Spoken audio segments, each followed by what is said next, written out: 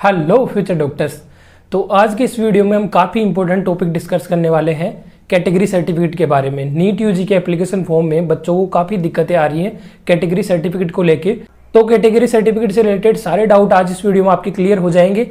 तो आप video and तक देखिएगा और चैनल हमारा सब्सक्राइब कीजिए, बेल आइकन प्रेस कीजिए ताकि आपको ऐसे ही अपडेट मिलती रहे। तो चलिए शुरू करते हैं। तो सबसे कॉमन डाउट है बच्चों का, सबसे पहला डाउट कि सर कैटेगरी सर्टिफिकेट में सेंटर अपलोड करना है या फिर स्टेट अपलोड करना है।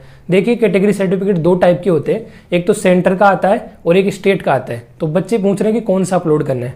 तो उसके लिए मैं आपको बता दूं कि क्या होता है कि सेंटर में अलग लिस्ट होती है और स्टेट में अलग होती है। कुछ बच्चे स्टेट में उस कैटेगरी से बिलोंग करते हैं लेकिन सेंटर के अंडर वो नहीं आते। तो इस सिचुएशन में क्या है, गवर्नमेंट दो टाइप के बनाती है, सेंटर का और स्टेट का। तो आपको अभी क्या करना है कि आपको सेंटर का ही अपलोड करना है, सिर्फ स्टेट का अपलोड नहीं करना है। अब कुछ बच्चों को ये सवाल है कि सर हम स्टेट का अपलोड नहीं करेंगे तो स्टेट से हम तो एससी कैटेगरी में आते हैं, किसी और कैटेगरी में आते हैं, वो हमें कंसिडर कैसे की जाएगी।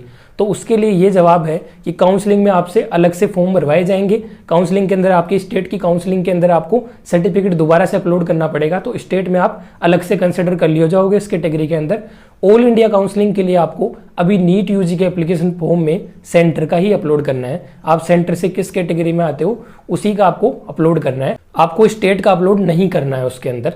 अब फिर दूसरे सवाल की ओर आगे बढ़ते हैं कि सर हमारे पास तो सेंटर का है ही नहीं, हमारे पास तो सिर्फ स्टेट का है या हमारे पास तो दोनों ही नहीं है। तो उस सिचुएशन में आपको क्या करना है, या तो आपको बना लेना है। बनाओगे तो आप मुश्किल से 5-7 दिन 15 दिन तक लगेंगे, तो आप बना सकते हो, दोनों के दोनों आपके बन जाते हैं और आप अपलोड कर सकते हो। दूसरा तरीका आपका ये है कि आप डिक्लेरेशन फॉर्म भर सकते हो। अब डिक्लेरेशन फॉर्म क्या है, बहुत सारे बच्चों को यही सवाल है डिक्लेरेशन फॉर्म क्या है। तो डिक्लेरेशन फॉर्म है, आप नीट यूजी की इन्फॉर्मेशन बुलेटिन में जाओगे एनटीए की वेबसाइट पे, तो वहाँ पे आपको 100-102 पेज के आसपास आपके जो सारे डिक्लेरेशन फॉर्म है हर कैटेगरी के वो मिल जाएंगे। आपको उसको फिल करना है। उसमें ये लिखा हुआ है कि मेरे पास कैटेगरी सर्टिफिकेट नहीं है लेकिन जब मेरा एडमिशन होगा, काउंसलिंग होगी तब मैं बनवा लूंगा। तो ये क्या करना है, आपको उसमें लिखना है, भरना है, पूरा फिल करना है, साइन वाइन करके उसको ही कैटेगरी सर्टिफिकेट की जगह अपलोड कर देना है और अपनी कैटेगरी भी फिल कर देनी है उसके अंदर। तो ये चीज़ें आपको करनी है, डिक्लेरेशन फॉर्म भरना है अगर आप बनाने में सक्षम नहीं हैं अभी। लेकिन आपको याद रखना है फिर काउंसलिंग तक आपको बनाना ही बनाना है। कैटेगरी सर्टिफिकेट आपको काउंसलिंग तक बनवा लेना है, अदरवाइज आप उस कैटेगरी में कंसिडर नहीं किए जाओगे।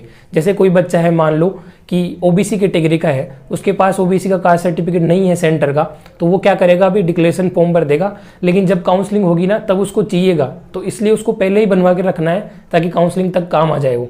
तो इसलिए ये ध्यान में रखना है। अब तीसरे सवाल की ओर आगे बढ़ते हैं कि वैलिडिटी क्या है, वैलिडिटी कौन सा चाहिए, कब का चाहिए। तो एनटीए ने क्लियरली अपने इन्फॉर्मेशन बुलेटिन में लिख रखा है कि 1 अप्रैल के बाद का ही आपको चाहिए। 1 अप्रैल 2022 के बाद का बना हुआ होना चाहिए, मतलब रिसेंटली 1 ईयर के अंडर बना हुआ होना चाहिए आपका। अगर आपके पास नहीं है तो आप नया बनवा लीजिए या फिर डिक्लेरेशन फॉर्म भर दीजिए, दोनों में से आप कुछ भी कर सकते हैं। अब क्या है, इसमें भी एक इश्यू आया था बच्चों को, SC ST कैटेगरी वालों को, कि उनके जो सर्टिफिकेट होते हैं कास्ट वाले उनकी कोई वैलिडिटी नहीं होती है। लेकिन एनटीए ने गलती से वहाँ पे लिख दिया था कि 1 अप्रैल 2022 के बाद के ही चाहिए, लेकिन वो एनटीए ने हटा लिया है। तो कोई इश्यू नहीं है, कितना भी पुराना हो आपका, SC ST कैटेगरी से आप बिलोंग करते हैं तो आप उसको अपलोड कर सकते हैं, कोई दिक्कत नहीं है। लेकिन याद रखिएगा, ध्यान रखिएगा, ओनली सेंटर का ही अपलोड करना है नीट यूजी के अंदर, आपको स्टेट का नहीं करना है। अगर आपके पास सेंटर का नहीं है तो आप जाइए सीधा सा डिक्लेरेशन फॉर्म भर दीजिए, उस पर साइन वाइन करके वो अपलोड कर दीजिए। आपको कुछ भी नहीं करना। नीट काउंसलिंग के अंदर आपकी काउंसलिंग हो रही है, उस टाइम आपको चाहिएगा तो आप बनवा लीजिएगा। उस टाइम तक काफ़ी टाइम है, जुलाई अगस्त के आसपास काउंसलिंग होगी तो उस टाइम तक तो आपका इजीली बन जाएगा। मुश्किल से 5 से 10 दिन लगते हैं। तो ये 3 प्रॉब्लम्स अपन ने सोल्व करी है कि सेंटर का चाहिए या स्टेट का चाहिए, वैलिडिटी क्या है और डिक्लेरेशन फॉर्म क्या है, कैसे भरना है, अगर नहीं है तो क्या करेंगे। तो ये मैंने सारा आपको बता दिया है।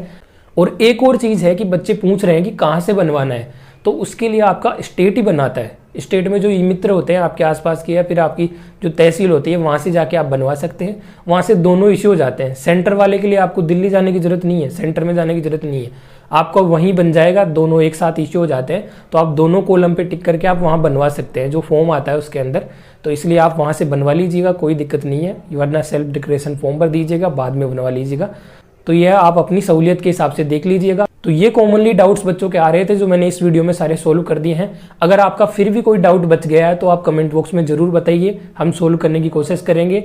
नेक्स्ट वीडियो किस टॉपिक पर लाना है वो भी आप हमें बताइए, और आप हमारे चैनल को सब्सक्राइब कीजिए, बेल आइकन दबाइए ताकि आपको ऐसे ही अपडेट मिलते रहें। तो मिलते हैं नेक्स्ट वीडियो में, तब तक के लिए जय हिंद।